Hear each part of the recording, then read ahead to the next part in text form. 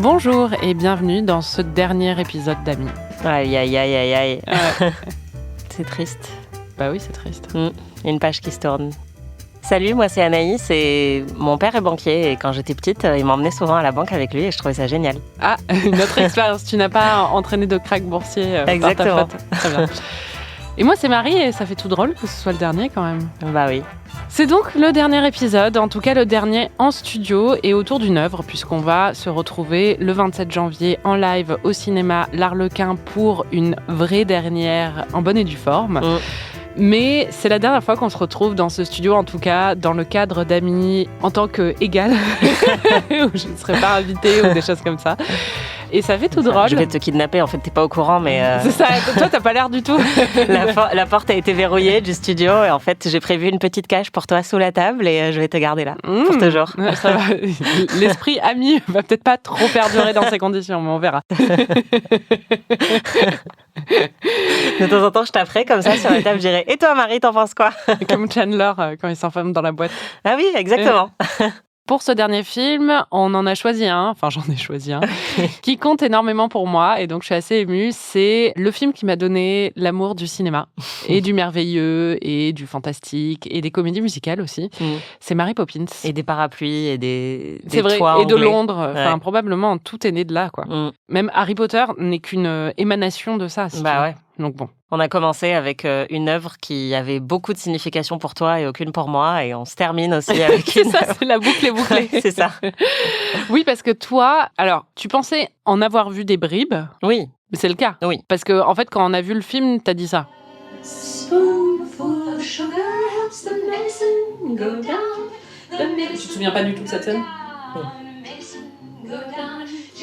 Non, mais j'ai clairement pas vu ce film. Ah, d'accord.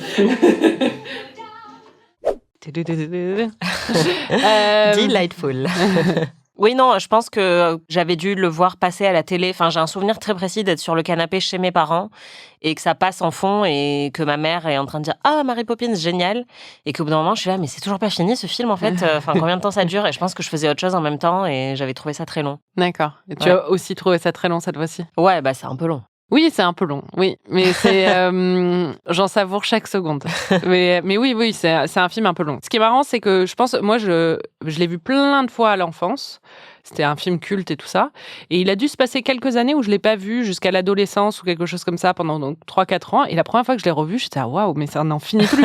Donc je comprends ce sentiment de trouver ça long, mais comme j'adore ce film, c'est surtout en plus qu'il y a deux morceaux un peu très distincts où il y a une première partie qui est totalement merveilleuse et sans intrigue et la deuxième qui est beaucoup plus sombre et avec un fil conducteur bien plus clair. Et les deux sont pas forcément pensés pour les mêmes publics. Enfin, c'est-à-dire que le deuxième, moi, quand j'étais petite, me terrifiait, quoi. Ouais. Alors que le premier était beaucoup plus merveilleux. Et je pense que à l'âge adulte, ça s'inverse peut-être un peu. Qu'est-ce que t'as pensé du film, outre le fait que c'est long ? Bah, c'est de la merde. Non, c'est pas vrai. Je fais des blagues. Non, bah c'est très très bien. Je pense que ce qui l'empêche d'être parfait, c'est sa longueur, ça c'est sûr, mais c'est quand même un excellent film. Enfin, c'est vraiment merveilleux, le casting est super. Et en fait, la réflexion que je me suis faite à plusieurs reprises devant, c'est que c'est un super film pour enfants, malgré tout, même s'il y a des moments sombres, parce qu'il y a plein de séquences, à la fois les séquences merveilleuses qui s'étirent et dans lesquelles il se passe rien. Tu te dis, bon, bah là, franchement, tu mets un gamin de 4 ans devant, enfin, juste, il va te foutre la paix pendant 1 heure et ce sera très bien, quoi. Enfin, tu comprends ce qui peut émerveiller les enfants et en même temps, il y a plein de leçons, je dirais, qui sont assez discrètes, mais qui sont chouettes aussi, je pense, à montrer à un jeune public. Donc, je pense ce qui m'a le plus frappé vraiment en le voyant, c'est de me dire, ça doit vraiment être chouette de montrer ça à son enfant, quoi. Bah, moi, j'ai hâte, mais c'est vrai que j'ai des souvenirs très clairs de le découvrir et c'est vraiment merveilleux, quoi. Ouais. C'est un super film pour enfants. La magie commence dès l'ouverture et d'ailleurs, tu as été séduite aussi par ce moment d'ouverture où il y a un medley de tous les morceaux, un medley instrumental de tous les morceaux du film et ça s'ouvre sur des vues de Londres, c'est vraiment splendide. Waouh! Oui! C'est magique. Ah, voilà, là, je le reconnais mieux. Oui, en fait, c'est un film en Technicolor aussi, et c'est vrai qu'il y a un côté vraiment merveilleux dans le visuel dès le départ. Enfin, Je pense peut-être les plus belles images du film, en fait. C'est cette ouverture sur les toits, là, avec un bleu hyper profond et quelque chose d'un peu irréel parce que le film mélange prise de vue réelle et images d'animation. Et au début, quand tu vois cette ouverture, tu sais pas trop, en fait, si ça va être un film de prise de vue réelle ou d'animation. Et je trouve que c'est vraiment hyper frappant, quoi. Il faut que tu résumes le film en 30 secondes. C'est un film sur les affres du capitalisme et le fait qu'il faut nourrir les pigeons. C'est vrai, c'est ça. Résumé. Non, sinon, ce qui se passe, c'est que donc ça se passe en 1910, dans une famille plutôt bourgeoise de Londres. Il y a 2 enfants, une petite fille, un petit garçon, qui visiblement donnent du fil à retordre à leurs nounous successives. Mais en fait, on comprend que c'est parce qu'ils sont en manque d'attention et d'affection, puisque leurs 2 parents sont globalement un peu à l'ouest. Ouais. Leur mère est suffragette et donc elle est occupée à jeter des trucs sur le Premier ministre. Et leur père est un banquier, Mr. Banks, qui est quelqu'un d'assez rigide dans sa manière de fonctionner et qui voit pas trop ce qui se passe sous son nez, en fait, qui est très préoccupé par le fait que tout soit en ordre, tout ça, mais qui passe assez peu de temps avec ses enfants, qui ne les voit pas vraiment, il leur donne pas beaucoup d'affection. Et pour résoudre cette grande crise, va arriver une super nounou, si je puis dire, qui s'appelle Mary Poppins, qui est un peu magique, qui est même totalement magique, et qui vient pour leur enseigner aussi la joie Le merveilleux. et le merveilleux, voilà, et qui va un peu réparer cette famille et leur apprendre à voir ce qu'ils ont sous les yeux et à communiquer entre eux et à s'aimer. Ouais, mais c'est trop beau. Ouais, grave. Bah ouais. T'as pas l'air hyper convaincu. Si, c'est très mignon. Mary Poppins, c'est donc un film, une comédie musicale intégrée. Donc, j'ai découvert ce terme en faisant quelques petites recherches. Parce qu'à chaque fois qu'on parlait des comédies musicales et des différents types de comédies musicales, c'est vrai qu'il y a des comédies musicales donc, qui sont dans l'univers du show business. Et donc, les numéros sont des numéros qui sont des numéros sur scène. Et il y a d'autres comédies musicales dont les numéros sont intégrés à l'intrigue, comme si c'était totalement normal de se mettre à chanter et à danser. Et c'est le cas de Mary Poppins. Et c'est le cas de la plupart des comédies musicales qu'on a fait. Oui. Cette fois-ci, Chicago étant un peu entre les deux et jouant un peu avec les limites. Donc, c'est une comédie musicale intégrée qui est produite par Walt Disney. C'est son dernier film produit de son vivant. Et elle est sortie en 1964, ce qui était un peu sur la fin de la période des grandes comédies musicales hollywoodiennes, de l'âge d'or hollywoodien. Va y avoir encore La Mélodie du Bonheur après, avec la même actrice, Julie Andrews. Et c'est réalisé par Robert Stevenson. C'est une adaptation de la série de livres du même nom de P.L. Travers, Pamela Travers. C'est un nom de plume. Son premier livre est sorti en 1934, le premier livre de la saga Mary Poppins. Et du coup, moi, j'ai fini par regarder Saving Mr. Banks. C'est Dans l'ombre de Mary, je crois, en français. Ouais, tu l'as regardé là récemment ? Bah ouais, je l'avais pas vu. Donc, puis comme j'ai fait des recherches un peu sur justement l'origine du livre et des choses comme ça, je voulais voir à quel point, visiblement, cette autrice avait des gros traumas d'enfance qu'elle gérait à travers ce livre. Son père était alcoolique et est mort quand elle était très jeune. Il était banquier aussi. Et donc, elle a un peu sauvé à travers ce livre. C'était une façon aussi de venir colmater les trous du passé et aider la famille qu'elle n'a jamais trop eue et la recréer. Donc, il y a quelque chose de très émouvant. Et elle était extrêmement réticente à l'idée d'avoir son œuvre adaptée. Ça a pris 20 ans pour que Walt Disney, qui avait lu le livre et l'aimait beaucoup, et ses filles aussi, puissent la convaincre. Et il a fini par la convaincre, mais elle n'était pas très contente avec le côté animation. Elle était un peu coincée sur les bords, même si c'était une ancienne danseuse et une ancienne comédienne. Donc, elle-même avait une part aussi de merveilleux. Et puis, quand t'inventes un personnage comme Mary Poppins, visiblement, elle était assez mystique. Elle a même eu pas mal elle a été sous l'influence de plusieurs gourous dans sa vie et tout ça. Donc, un personnage assez intéressant. Mais t'as vu, il est bien le film, hein ? Ouais, il est bien. Ouais, il est très joli. Tom Hanks. Exactement. Ouais. Qui est un Walt Disney extrêmement sympathique, surtout quand on connaît la figure de Disney dans la réalité. C'est un peu, ils l'ont bien édulcoré. Produit par Disney, évidemment, ce film aussi. Et la musique est composée par les frères Sherman, qui sont donc des personnages dans ce film aussi, et qui ont aussi composé la musique du Livre de la Jungle et des Aristochats. Donc, de grands compositeurs des films de Disney, de grands classiques, et ça s'entend. Enfin, c'est vraiment les morceaux de Mary Poppins, selon moi en tout cas, sont vraiment merveilleux et résistent à l'épreuve du temps.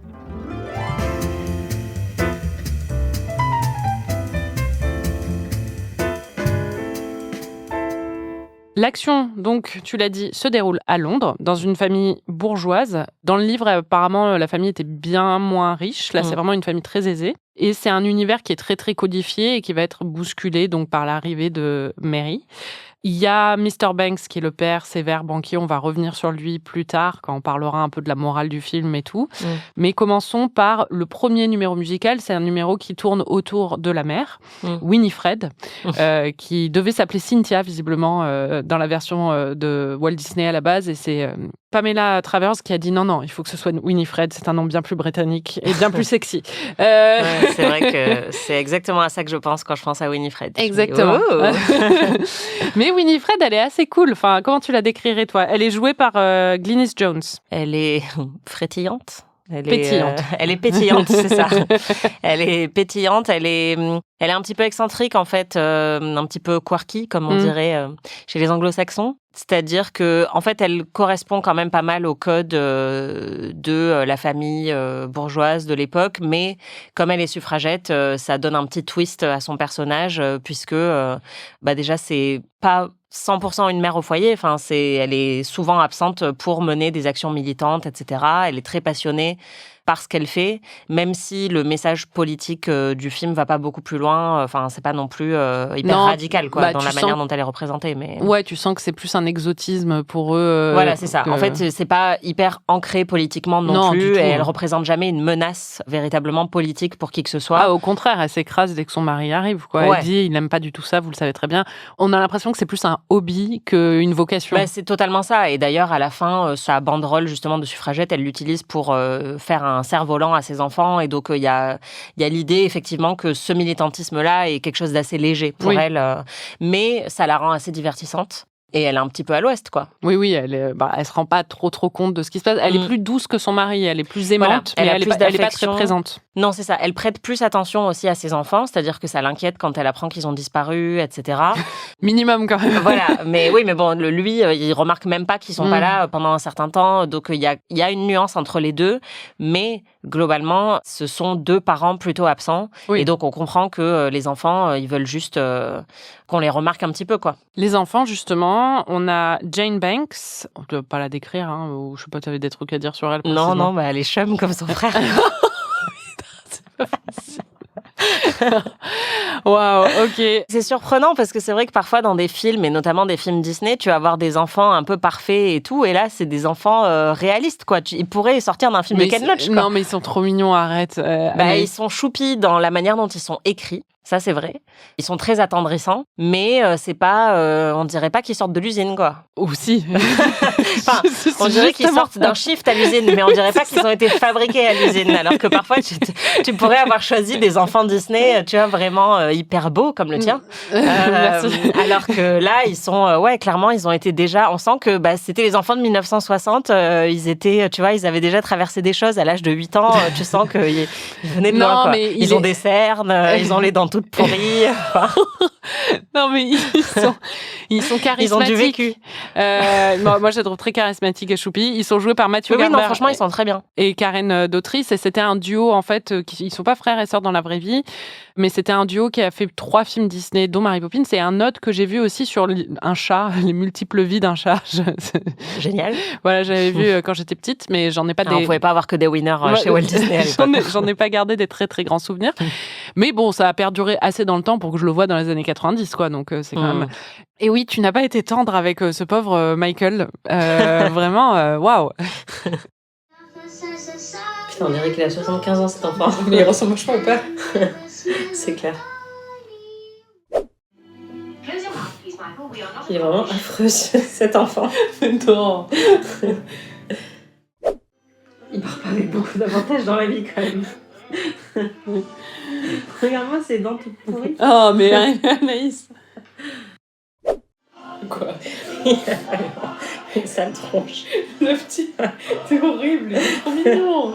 Arrête, il est mignon. Bon, il est trop mignon, t'es folle ou quoi? Il est mignon, mais il a une sale tronche. Elle aussi, d'ailleurs. Allez hop, tout le monde se prend une balle. Tu vas te sentir hyper mal quand je vais te raconter la suite. Ce pauvre Matthew Garber qui jouait ce rôle est mort d'une hépatite à l'âge de 21 ans. Je sais, j'ai vu ça, ouais. Du coup, je me sens très mal pour lui, je suis désolée. Mais non, mais en fait, c'est marrant parce que tu sais, parfois quand tu vas dans des brocantes et tout, et tu vois des photos de vieux enfants. Mais non, mais tu sais, c'est vraiment un enfant vintage, quoi, où genre, tu sens que vraiment, il a été traversé par beaucoup de choses à un très jeune âge. Et c'est vrai qu'aujourd'hui, on n'en voit plus trop des enfants qui ressemblent à ça, non? C'est vrai. Le pauvre.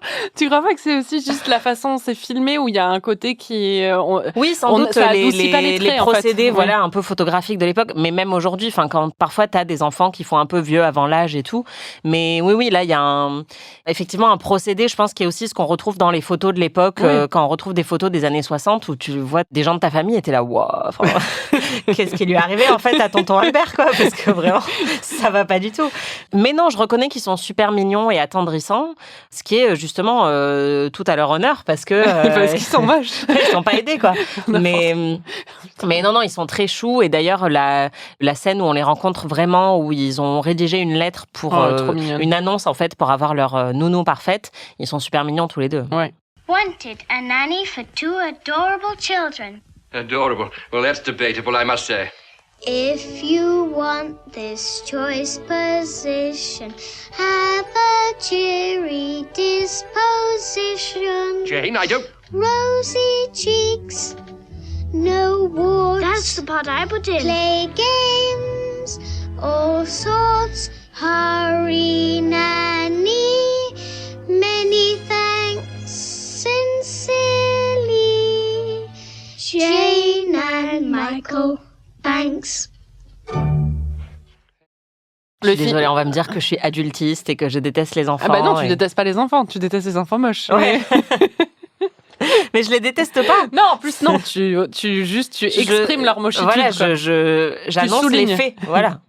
Le film s'ouvre alors qu'ils viennent d'épuiser une énième nounou, Katy Nana. Donc ils font cette annonce, leur père la déchire et la jette dans la cheminée de façon un petit peu pas très sympa. Et le père fait une vraie annonce dans le Time. Il y a plein de nounous qui se pointent, mais elles vont s'envoler à cause du vent. Et là débarque Mary Poppins, qui, elle, a lu l'annonce des 2 petits. Mais enfin bon, c'est tout un procédé narratif. On comprend qu'elle, c'est littéralement super nanny. C'est-à-dire que son job, c'est d'aller de famille en famille pour les aider à régler leurs problèmes, quoi. Ouais, c'est ça. Tu la décrirais comment? Mary Poppins? Ouais. Bah, elle est très jolie, déjà. Ouais. Julie Andrews est magnifique. Et en fait, moi, elle m'a rappelé ma prof d'histoire géo quand j'étais au collège, qui s'appelait Madame Liamas. Et qui était à la fois une prof pleine de fantaisie et qui pouvait à la fois être vraiment ferme, voire stricte quand il le fallait.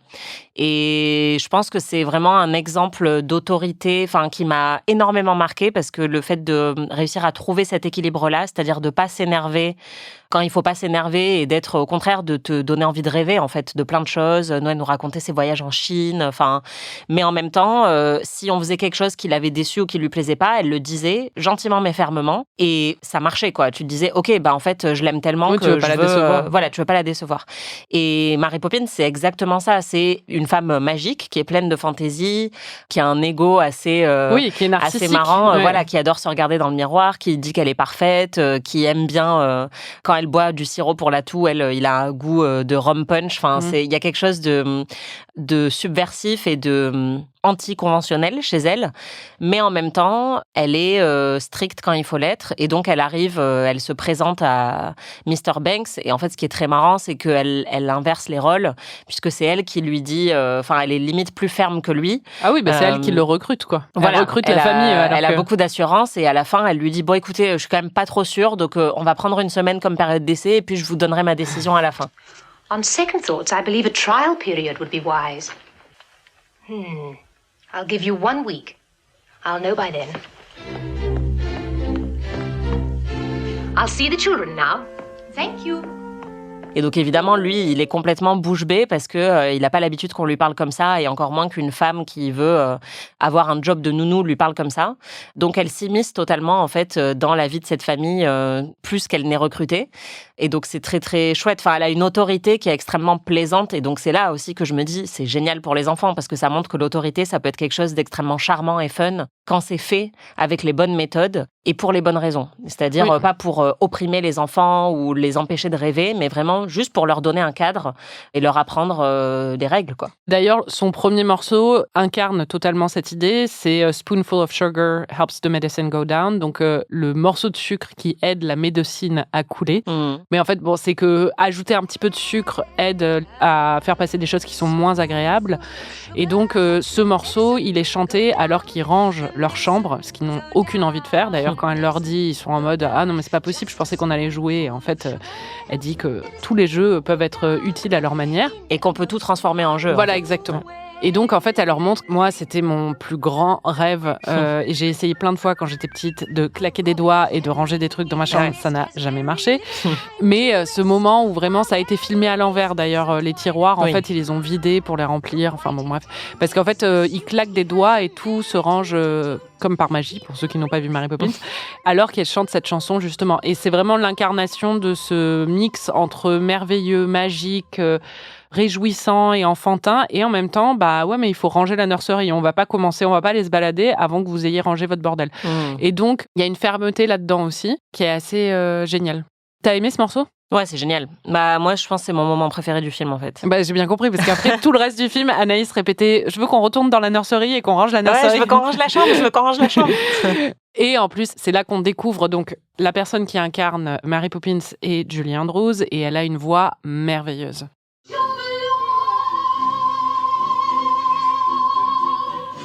Ok, flex. Sur la voix, tu veux dire ? Ah bah ouais, c'est Julie Andrews.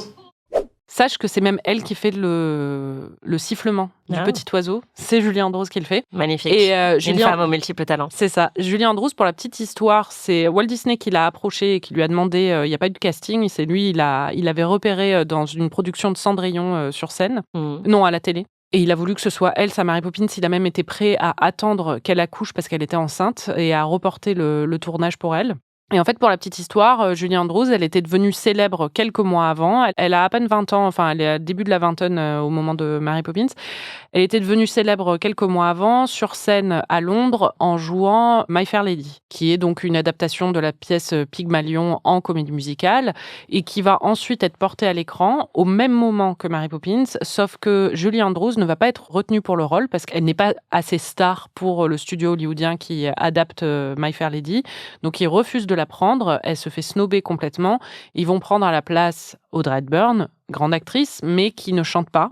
Et donc, ils auraient dû prendre évidemment, Julie Andrews. Ah, c'est sûr et certain. Audrey Hepburn est une très bonne actrice et je l'aime beaucoup et elle est très charismatique. Oui, mais t'y crois jamais en fait. Enfin, moi, quand j'avais découvert My Fair Lady, j'étais hyper déçue parce que justement, j'y croyais pas une seule seconde au fait que ce soit qu'elle incarne ce personnage un peu rustre qui va être modelé pour ressembler. Enfin, parce que bon, c'est un peu le même principe que Pretty Woman. Oui, parce qu'elle fait hyper aristocratique dès le début. Oui. Elle a alors côté, que Julie Andrews aurait été parfaite pour ça, quoi. Bah, c'est ça. Et puis bon. Audrey Hepburn n'a pas la gamme de Julie Andrews. Julie Andrews, elle a une gamme de jeux. Enfin, c'est une incroyable actrice, donc elle est supérieure. C'est horrible de dire ça, mais c'est vrai. Et donc, Julie Andrews va être vengée très très vite, même si elles avaient aucune animosité l'une envers l'autre. C'est plus vis-à-vis des studios qu'elle va être vengée, Julie Andrews, puisque Mary Poppins et My Fair Lady vont sortir la même année, vont se retrouver face à face aux Oscars. Et c'est Julie Andrews qui va remporter l'Oscar de la meilleure actrice face à Audrey Hepburn. Et bim. Audrey Hepburn qui en plus ne chantait pas ses chansons dans le film et qui avait été très déçue par ça parce qu'elle avait fait beaucoup de cours de chant et tout ça pour chanter ses propres chansons, mais ils ont décidé de la doubler parce qu'ils trouvaient que sa voix n'était pas assez bonne. Ce qui, encore une fois, n'aurait pas été le cas de Julie Andrews. C'est clair. Et donc là, dans Mary Poppins, c'est... Et elle va avoir encore un autre rôle de nounou juste après avec la Mélodie du bonheur, en plus aussi dans une comédie musicale. Mais pour moi, après moi, je suis plus Mary Poppins que Mélodie du bonheur. Mélodie du bonheur, c'est avec les nazis, c'est ça? Ouais, mais c'est très Je l'ai bien vu aussi. qu'une fois, mais il y a très très longtemps. Mais moi, je me souvenais enfin, même pas qu'elle était nounou. Si, oui. Alors, à la base, elle est bonne sœur. Et en fait, elle Ah oui. arrive dans une famille de 7 enfants pour les... ou 9 enfants, je sais plus, mais pour les... Je connais le gif où elle tourne dans les collines avec des bazookas. Oui. Ah oui, c'est pas la version originale, mais...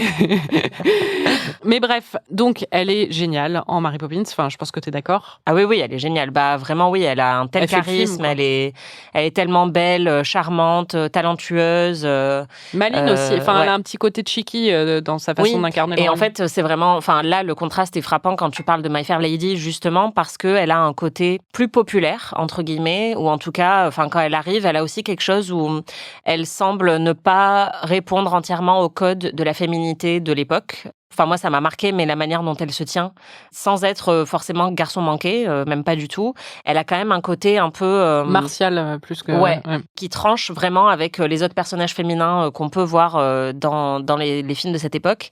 Et donc, ouais, il y a quelque chose de très jovial chez elle et de pas si précieux que ça, contrairement à Audrey Hepburn, qui est vraiment la grâce et la préciosité incarnée, quoi.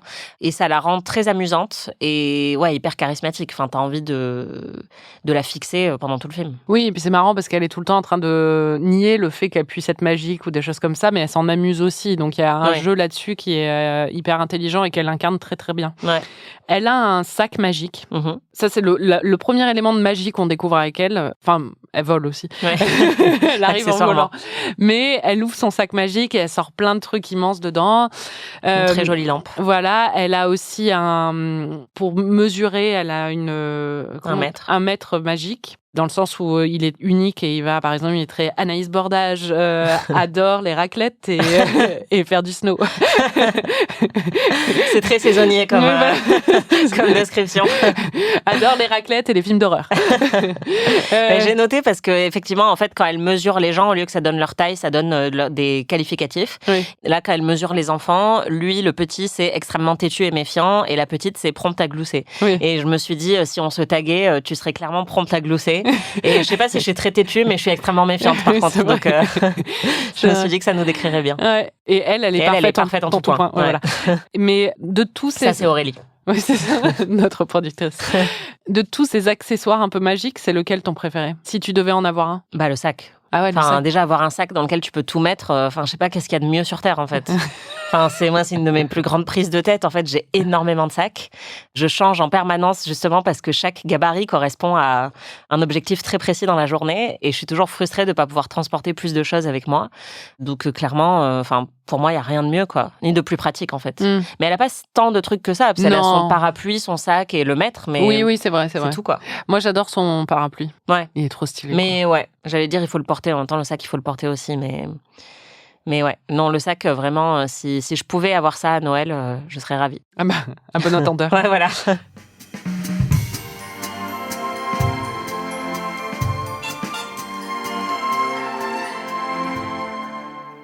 Dès qu'elle arrive, en fait, juste après, une fois qu'ils ont rangé la nurserie, ils vont sortir et là, on va avoir une succession de scènes fabuleuses. Donc, le film a pour spécificité, c'est quand même très rare, d'être un mélange de prise de vue réelle et d'animation. Et donc, là, on va plonger dans les moments d'animation parce qu'il plonge littéralement dans un tableau de Burt, qui est joué par Dick Van Dyke et qui est une sorte d'homme à tout faire, qui est de Jack of all trades, qui a plein de métiers différents. C'est un clochard magique. Enfin, Non, mais c'est vrai. Oui, c'est vraiment ça. Enfin, et d'ailleurs, c'est un trope de la pop culture, mais il fait la manche. C'est un musicien de rue. Parfois, il ramène des cheminées. Et il a ce côté un peu pareil, mec populaire, enfin des classes populaires, contrairement à la famille des Banks, mais qui est totalement magique. Oui, et alors, pour le coup, il est vraiment censé être classe populaire puisqu'il a un accent cockney. Dick Van Dyke. Oi, Maury. Exactement. How you doing? Non, là, c'est Robert De Niro. C'est ça. Désolée, je suis pas très forte en accent, globalement. Mais lui non plus. Donc c'est ça. C'est tout le problème. Dick Van Dyke est devenu célèbre après ce film. Il était déjà très célèbre avant le film, mais ce film a fait de lui la personne qui, dans tous les classements de pire accent anglais par des stars américaines, Dick Van Dyke est toujours numéro 1 pour le rôle de Burt dans Mary Poppins, parce que c'est un enfer. Oh, what, ladies and gents, comical poem, suitable for the occasion, extemporized and thought up before your very eyes. All right, here we go.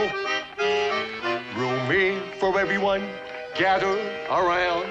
The constable is responsible. Now how does that sound? Enfin, même en étant français, on entend que c'est la catastrophe totale. Oui, c'est très... Mais bon, c'est amusant, du coup. Enfin, en fait, ça marche parce que son rôle est censé être tellement décalé, comique et absurde que ça marche. Clairement, si ça devait être un rôle hyper réaliste, on aurait un petit peu plus de mal, quoi. Non, c'est ça. Et puis, il a la spécificité comme Mary. Mary, elle fait un lien entre le merveilleux et le réel. Et lui aussi. C'est-à-dire qu'on sent qu'il n'a pas le contrôle de ça comme elle l'a. Mais il a une porte d'entrée sur le merveilleux. Il croit en la magie et il vit dans un monde où les deux flirtent un peu, quoi. Ce qui n'est pas le cas des Banks à la base. Puis il flirte avec Marie aussi. Oui, alors ça t'a beaucoup plu. Bah, ils sont... Enfin, clairement, il s'est passé un truc entre eux. Hein. Lui, c'est son ex ou quoi? Non. Il y a une petite tension sexuelle. Ouais, grave.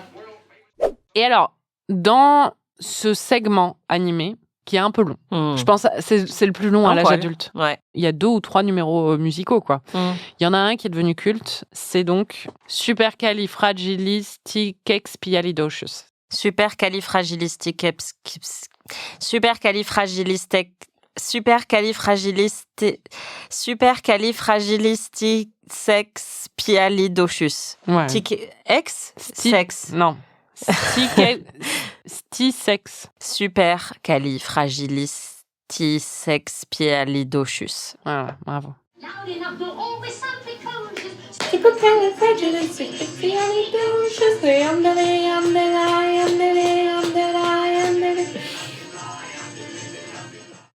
Très agréable à l'oreille. Tu penses quoi de la séquence animée et tu penses quoi de ce numéro en particulier? En fait, visuellement, cette partie du film, elle est merveilleuse parce que voir le mélange d'animation et de prise de vue réelle, c'est super beau, c'est extrêmement bien fait. D'ailleurs, ils avaient mis des vraies peintures derrière pour faire la transition sur certains passages. Ils avaient mis des vraies fresques peintes derrière les acteurs pour que ça se fonde encore mieux, quoi. C'est une telle prouesse technique, c'est tellement impressionnant et beau et merveilleux visuellement, et ça nous a toutes les deux rendu un peu tristes de se dire qu'aujourd'hui, il y a encore de l'artisanat évidemment dans les studios d'animation, mais le rendu est très différent. Ouais, et puis... Il y a quelque chose d'un petit peu plus lisse en fait dans les films d'animation qu'on voit aujourd'hui, alors que là, il y a vraiment quelque chose d'intemporel et de très très beau et avec quand même un peu de grain aussi à l'image. Enfin, on voit vraiment l'artisanat de l'animation et c'est sublime. On est le 12 décembre, on a appris hier que Disney avait fait un énorme deal avec ChatGPT. Ah bon? Ouais. T'as pété? Putain. Oh là là. Moi aussi, j'ai gardé mon esprit d'enfant. Hein. Mais bon, en le disant, je me suis dit, j'aime pas dire ce mot à chaque fois parce que pour moi, ça fait vraiment GPT. Mais bah oui. Je pensais pas que t'allais sauter dessus. Marc, Valérie vient de péter, ça pue, il faut qu'elle parte. Quoi? C'est faux. Attends, Valérie, tu as pété? Je n'ai pas pété. L'IA va menacer encore un métier qui est déjà en perdition, qui est celui Hollywood va d'animation. très mal à l'heure actuelle. Le deal entre Netflix et Warner est très déprimant aussi pour beaucoup de monde. Enfin, en fait, on sent qu'on est au bord d'un précipice depuis plusieurs années, voire au moins 1 ou 2 décennies en fait dans le monde d'Hollywood. Et là, il y a un peu la chute libre qui vient d'être entamée par tous ces deals là qui viennent de se créer. Et c'est vrai que voir cette espèce d'écrin dans Mary Poppins qui montre aussi toute la beauté et le talent qu'il y a eu à une autre époque pour faire quelque chose d'aussi intemporel parce que ça n'a vraiment pas vieilli visuellement. Non, puis d'aussi créatif, quoi, et unique, en fait. Et alors que là, t'as une uniformisation, ça fait vraiment vieille conne de dire ça, mais c'est la vérité. C'est qu'il y a une uniformisation, une aseptisation, il y a vraiment, on a l'impression qu'au niveau créativité, ça se meurt complètement. Les choses les plus créatives qu'on va trouver, ça vient plus d'Hollywood, en fait. Sauf Marty Supreme. Ouais. Marty Supreme, Christmas Day. Mais c'est vrai que ces scènes qui sont, c'est vrai, trop longues. Mais en fait, pour moi, il y en a une qui est trop longue. C'est-à-dire que... C'est les pingouins? Non, c'est pas les pingouins. Les pingouins, en fait, c'est assez merveilleux aussi parce que c'est un numéro de claquettes de Dick Van Dyke avec des pingouins en animation. C'est super beau. C'est aussi très impressionnant techniquement. C'est drôle. Enfin, là, vraiment, t'as l'impression de retomber en enfance en le voyant. Et c'est vrai que c'est long, mais pourquoi pas? Moi, vraiment, le truc qui m'a saoulée, c'est la course avec les chevaux. En fait, ça m'a rappelé effectivement beaucoup de dessins animés que je regardais quand j'étais petite et où ça m'intéressait jamais, en fait, ce genre de trucs, les gens qui se courent après, tout ça.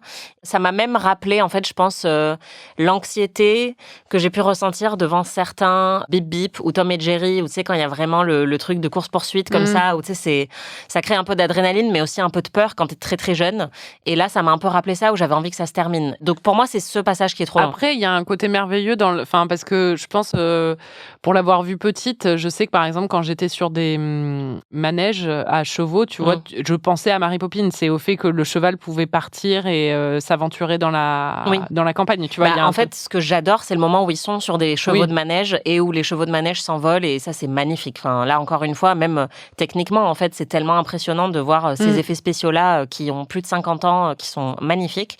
Mais vraiment, la chasse à courre en version dessin animé m'a pas plus plu que ça. Et en fait, c'est un des moments du film qui, pour moi, a une filiation avec Alice au Pays des Merveilles. Ouais. Et en fait, j'aime pas du tout Alice au Pays des Merveilles parce que ça m'angoissait énormément quand j'étais enfant. Et en fait, il y a 2 ou 3 morceaux de ce film, Mary Poppins, qui, pour moi, me rappellent le côté un peu psychédélique, et voire un petit peu dangereux qu'il y avait dans Alice au Pays des Merveilles. Et donc, je crois que tout de suite, ça déclenche une petite angoisse chez moi parce que moi, je voulais qu'ils soient dans la sécurité de leur maison, bien tranquille, à ranger la nurserie encore et encore et encore. Alors que là, en fait, ils sont loin de chez eux, ils sont dans un univers inconnu et ça dure et il y a des gens qui font de la chasse et tout de suite, je sais pas, je crois qu'il y a la Anaïs de 4 ans qui se réveille et qui dit mais non, rentrez chez vous, ça fait peur. Et le numéro Supercalifragilisticexpialidocious en particulier, cette chanson et cette création, c'est une création du film, il n'y a pas ce mot du tout dans les livres. De toute façon, dans les livres, Mary Poppins est extrêmement sévère, pas du tout drôle, elle est magique, mais elle est vraiment pas sympa. Donc ils ont modifié, et puis l'aspect animation était un truc que Pamela Travers ne voulait absolument pas. Donc tout ça a été apporté par Walt Disney et ses scénaristes. Et donc, Supercalifragilisticexpialidocious. Ouais, je suis pas fan de ce morceau. Je me projette pas dedans. Je m'identifie pas à ce. Et pourtant, le pouvoir des mots, c'est quelque chose qui me parle absolument.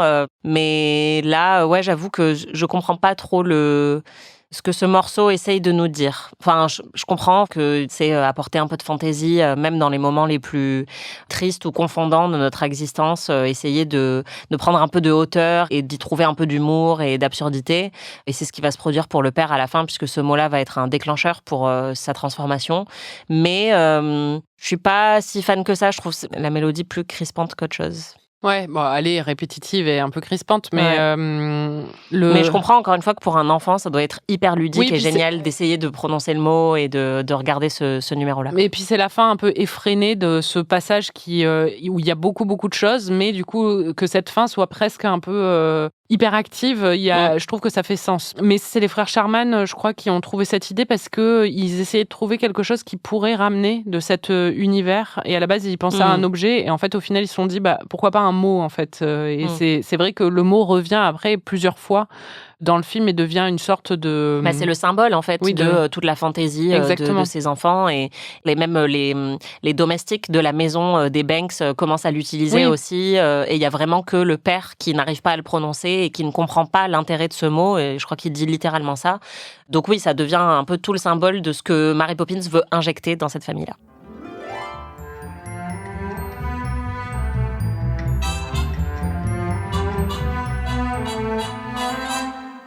On continue les moments un peu d'absurdité sans trop d'intrigue avec le lendemain une visite chez un ami de Mary et Bert qui, lui... vas-y, explique. C'est un stoner, quoi.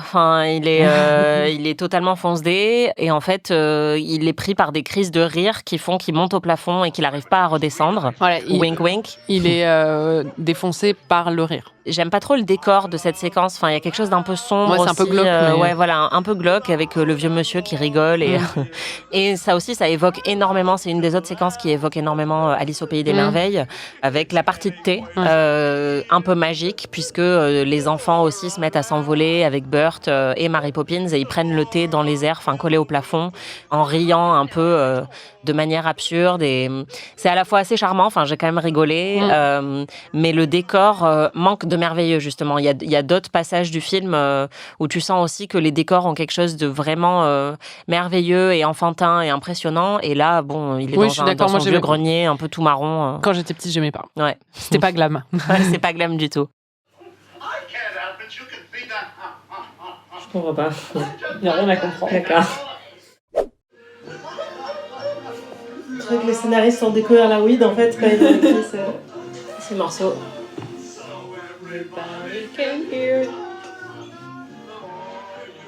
Quand t'as demandé une intrigue, je me suis dit merde, on a encore ce passage à passer.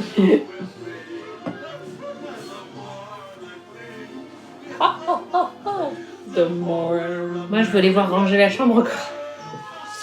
Ah bah ça y est, c'est fait ça, hein, elle est rangée la chambre. Anaïs, elle veut rester à l'intérieur. Oui, c'est cosy. C'est quoi ton top 3 des chansons de Mary Poppins? Je pense qu'en numéro 3, purement musicalement, je dirais le truc avec les pigeons. La mélodie, Tuppence, la mélodie est très belle. Et c'est le morceau, il y a des chœurs aussi, donc il y a quelque chose de très solennel, très poétique. Donc, vraiment, la mélodie est très jolie.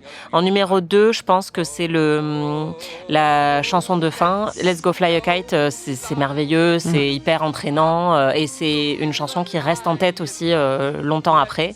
Et numéro 1, je dirais que c'est Spoonful of Sugar, pour la même raison. Enfin, je pense que c'est les deux mélodies qui me sont le plus restées en tête. Je pense que c'est aussi parce qu'elles sont très très présentes dans L'ombre de Marie ou Saving Mr. Banks et que donc comme j'ai vu un film entier sur le processus créatif de ces morceaux-là, j'y suis un peu plus attachée qu'aux autres quoi. C'est quoi toi ton top 3? Spoonful of Sugar et Let's Go Fly a Kite en numéro 3. Ok. Parce que Let's Go Fly a Kite, c'est le moment d'union à la fin de la famille et tout ça. Il y a un côté, je trouve ça émouvant. Spoonful of Sugar, je l'associe à ma grand-mère aussi. On l'a chanté tout le temps, en français, mais ensemble. En 2, je trouve Chim Chim Cherry, Chim Chimney, Chim Chimney, Chim Chim Cherry, qui a eu l'Oscar de la meilleure chanson de l'année de la sortie et qui a peut-être sûrement le morceau le plus connu avec Supercalifragilisticexpialidocious, que je trouve magnifique. Et puis en plus, c'est sur les toits. Enfin, il y a vraiment, j'adore ce passage. Je sais que toi, t'as trouvé qu'ils n'étaient pas assez à l'intérieur. Ils étaient trop sales. Voilà. Puis, c'est merveilleux parce que c'est tout un moment en fait où c'est la période de ramoneur de Burt. Et en fait, sa ramoneur era. C'est ma ramoneur era qui est née en fait du fait que les scénaristes avaient entendu parler d'une légende, d'une croyance britannique qui fait que quand tu serres la main d'un ramoneur, en fait, ça porte bonheur. Et donc, ils ont voulu intégrer ça dans la chanson et ils ont fait de Burt un ramoneur aussi pour ça. Donc, il y a toute une séquence où il est ramoneur. Il y a aussi plein d'autres ramoneurs qui les rejoignent sur les toits de Londres pour Step in Time pour danser. Ouais, ça, c'est joli. C'est le moment de danse, c'est le morceau de danse le plus ambitieux de Mary Poppins. Ça m'a rappelé West Side Story. Ah oui, un peu. Sur les toits aussi. Ouais. Et vraiment, toute cette séquence sur les toits de Londres, moi, je la trouve magnifique. Et Chim Chim Cherry est vraiment associé à ça, quoi. Enfin, et il y a ce truc de si vous me serrez la main, ça sera bonne chance pour vous. Et tout ça, ça fait partie des paroles. Toi, la séquence, justement, sur les toits de Londres, t'as un peu moins parlé. Je sais pas, moi, justement, en tant qu'asthmatique, c'est pas mon plus gros fantasme, cette séquence-là. Je préfère quand ils sont propres. J'ai compris. Ils sont dans le lit et que tout est bien rangé. Oui. C'est l'aventure à chaque fois. Ouais, mais justement, moi, j'aime pas trop, je crois. L'aventure c'est trop bien. Ouais, ça, j'ai vu. Je me souviens, j'étais là, ils sont sales en plus. Je fais pas rêver, quoi. Bon, tu plaisantes, ça fait trop rêver. Moi, j'aime bien quand ils sont à l'intérieur et que c'est tout bien rangé. Donc, ils sont sous la couette. Attends, j'ai remis. Oui. Ça me rappelle qu'il faut que je fasse ramoner ma chaudière. Ok, super. C'est pas une métaphore. J'allais dire. Et mon numéro 1, c'est celui que t'as mis en numéro 3, qui est Feed the Birds, la chanson. La chanson des pigeons. Ouais, la chanson des pigeons, qui t'a fait rire. Tu t'es un peu foutu de la gueule de la chanson des pigeons.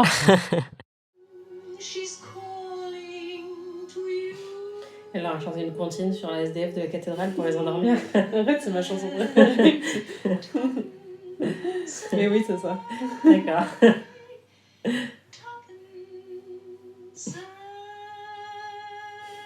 C'est particulier quand même. Non, pas du tout.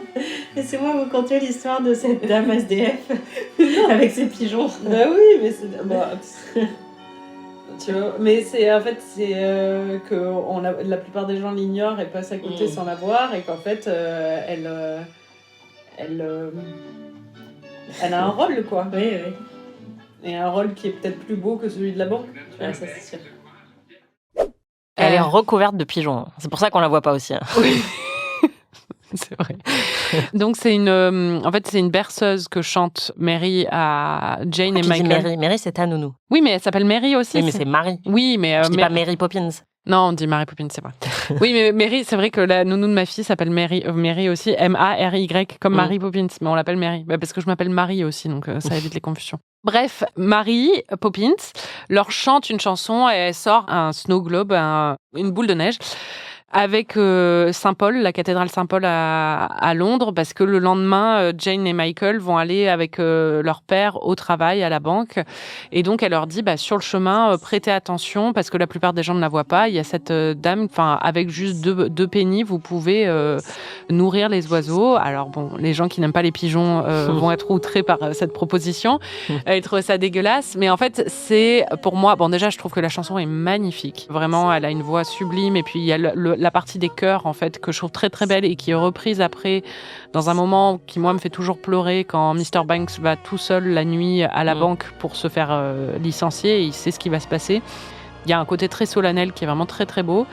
Et je trouve que ce mélange justement entre ce côté solennel et l'espèce de côté très douillet du lit où ils s'endorment l'un sur l'autre. Et je trouve ça, c'est hyper réconfortant quoi. Et je trouve que cette chanson elle est magnifique. Quand je l'entends, je la trouve hyper émouvante. Et c'était pas forcément ma préférée quand j'étais petite, mais en grandissant, ça l'est vraiment devenu.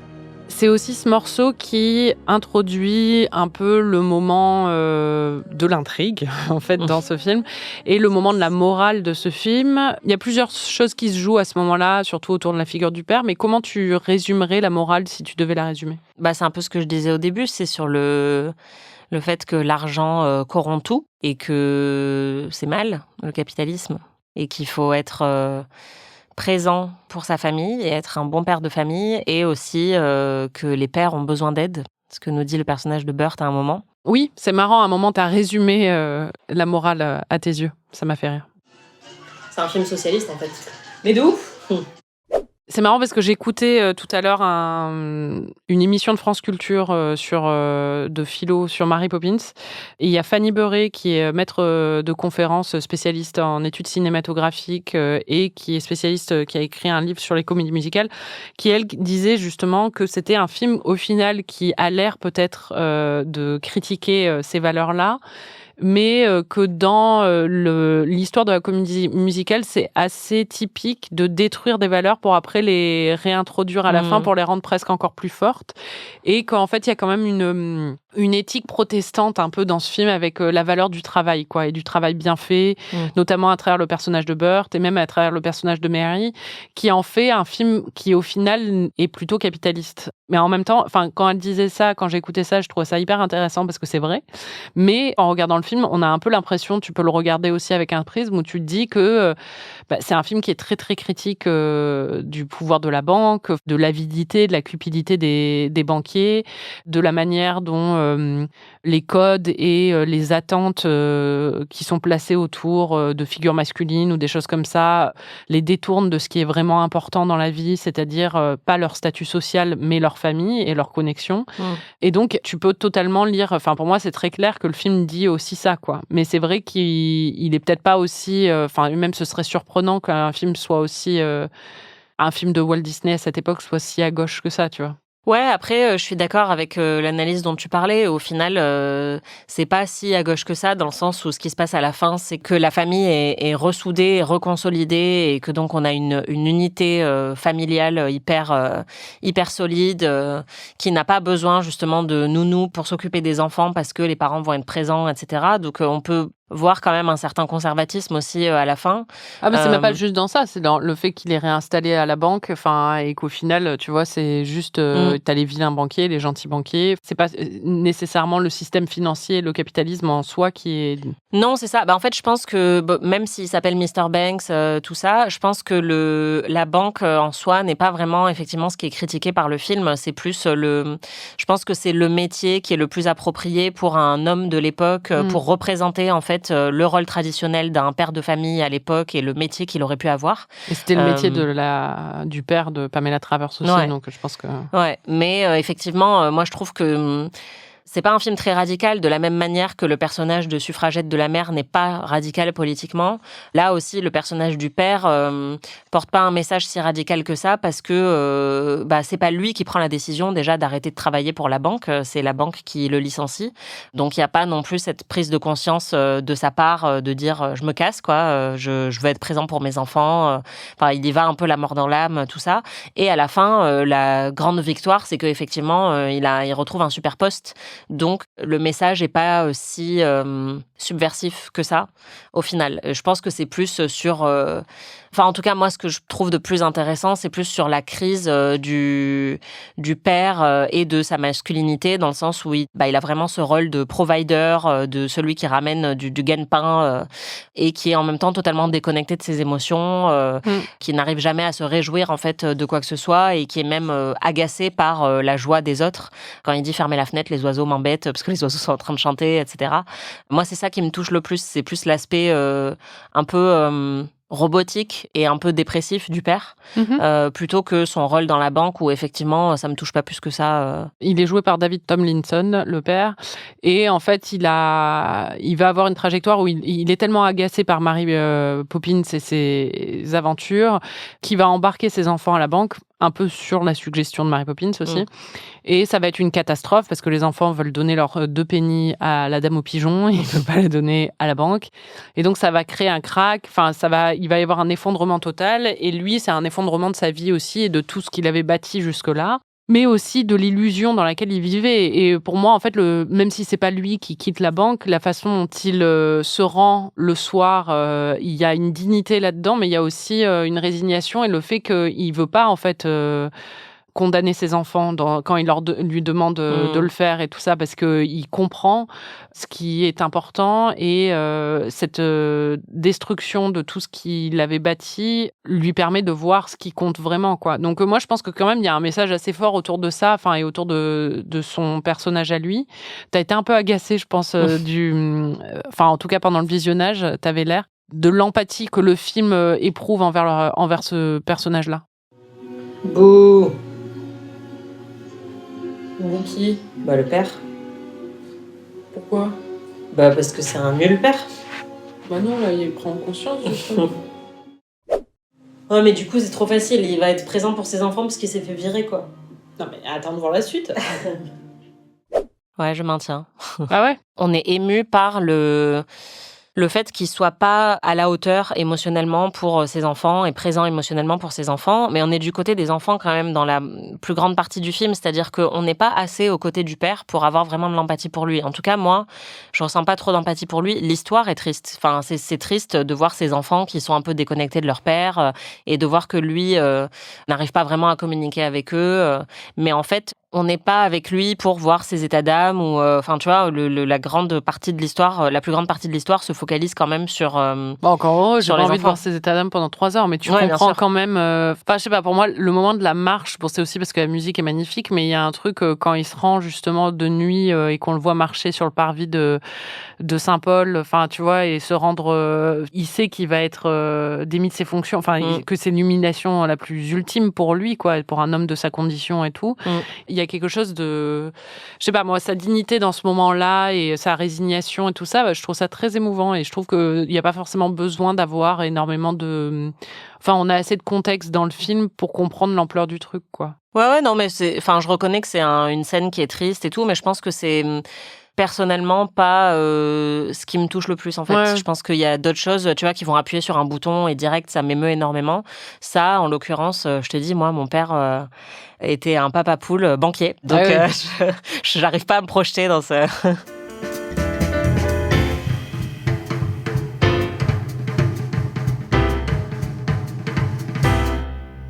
Je Je pense que ce qui est très surprenant pour nous quand on voit le film aujourd'hui, enfin en tout cas moi qui le découvre aujourd'hui, c'est de voir effectivement un discours quand même un peu critique sur la banque et le pouvoir corrupteur de l'argent, réalisé par Disney, enfin produit par Disney, alors que Disney aujourd'hui est devenu le plus grand emblème du capitalisme, et notamment à travers les parcs. C'est une corporation qui est critiquée pour plein de raisons, mais c'est vrai que quand tu vas dans un parc Disneyland, tu te dis waouh, c'est vraiment le capitalisme débridé, genre fois 18 millions, et donc c'est assez surprenant de voir un film qui, même s'il n'est pas hyper radical et anarchiste, et on n'est pas non plus dans mai 68, mais qui a quand même un regard critique là-dessus. Après, ce que je trouve intéressant, c'est que c'est un film américain qui formule des critiques aussi dans une société anglaise, donc qui est différente, qui se passe pas à la même époque, etc. Et c'est comme pour les suffragettes, c'est-à-dire que ça aussi, ça dépolitise énormément le message du film, parce que au final, c'est pas si proche du public américain que ça. Oui, et c'est pas si subversif parce que, en 1964, les suffragettes, c'est un peu la base, quoi, que les femmes aient le droit de vote. C'est pas comme si on parlait du droit à l'avortement. C'est pas la même chose. Exactement. Après, c'est intéressant que ça sorte. Enfin, moi, quand j'ai vu que c'était sorti en 1964, j'ai tout de suite pensé au fait que c'était l'année du Civil Rights Act aux États-Unis, tu vois, et que donc la question de l'égalité et même du militantisme et des marches de protestation, tout ça, c'est quand même quelque chose qui devait être assez présent à l'esprit des Américains à cette période-là. Et aussi le fait que ça sorte dans cette période qui est une période charnière aux États-Unis, parce que c'est les 60s qui sont encore très conservatrices, mais où on sent en fait poindre tout ce qui va se passer à la fin de la décennie, avec justement les découvertes psychédéliques, l'année 1968, la rébellion populaire, etc., etc. Et en fait, on sent dans ce film qu'il y a déjà ces choses-là, et je me dis que en fait, ok, c'est Walt Disney, mais c'est aussi des artistes, notamment du côté de l'animation, et les frères Sherman. C'est sans doute des mecs qui étaient plus jeunes, qui avaient peut-être déjà les prémices de ce qui allait devenir la conscience un peu plus hippie, tu vois, de la fin des années 60, et que donc quand il y a des morceaux un peu plus psychédéliques, un peu plus fantaisistes, ça vient aussi de là, quoi. Donc c'est assez intéressant comme mélange. Ouais, comme témoin d'une époque vraiment charnière qui est coincée entre plusieurs idéaux et plusieurs modèles en fait de ce que doit représenter justement la famille, le travail, la liberté, la joie, etc., quoi. T'avais un MVP ou pas? J'aime bien les pingouins. En fait, j'aime bien les pingouins parce qu'ils font une liste de genre toutes les meufs de Burt. Enfin, je sais pas, il y a un côté... Là aussi, c'est quand même assez marrant dans un film pour enfants. Oui, c'est vrai. Ils le roastent un peu, enfin, ils se foutent de sa gueule en disant qu'il s'en est quand même tapé pas mal, mais qu'évidemment, il y en a aucune qui arrive à la cheville de Mary Poppins. C'est très rigolo. Et en fait, ouais, c'est vrai que j'aime bien les moments de gentille séduction entre ces deux personnages-là. Et le fait que c'est jamais vraiment expliqué, en fait, l'étendue de la magie de ces personnages-là. Enfin, juste, ils sont dans cet univers et c'est comme ça, quoi. Oui. Bon, c'était Amis. Merci Anaïs. Pour toujours. Bah non, on se retrouve en janvier pour la dernière des dernières. En attendant, c'était la dernière en studio. Merci de nous avoir écoutés. Ouais. Et de nous avoir écoutés toutes ces années. Et ça va faire tout drôle, mais c'était super. Oui. Et merci à Aurélie d'avoir... monter, enregistrer, supporter. Exactement. Toutes nos... Couper. Couper beaucoup de choses qu'on a racontées dans ces studios. Et oui, c'était trop chouette. Et c'était très bien. Et on se retrouve le 27 janvier pour pleurer tous ensemble. Exactement. À très vite. Amis est un podcast d'Anaïs Bordage et Marie Telling, produit par Slate Podcast. Production éditoriale, prise de son et réalisation, Aurélie Rodriguez.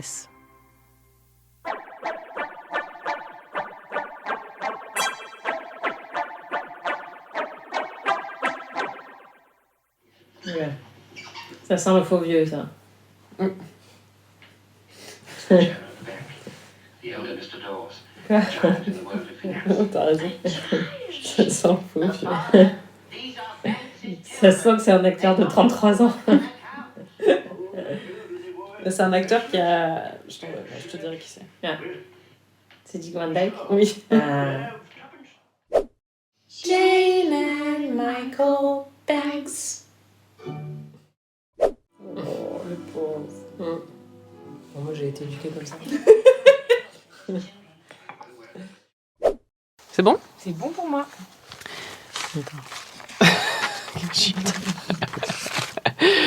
Fallait qu'elle nous fasse le petit show.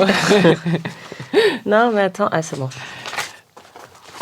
Voilà, c'est bon. T'as sorti tes mouchoirs aussi? Non, c'est bon. Salut. Il est moins sensible celui-là. Ouais, ok. C'est moins sensible. Contrairement à moi. C'est Moi, je suis ça. très sensible. Écoutez, on est bon au niveau du son. En fait, les micros du studio, c'est un peu comme des clitos, quoi. Oh non, bon, laissez-moi. Attends, quoi? Continue. Ils n'ont pas tous la même sensibilité.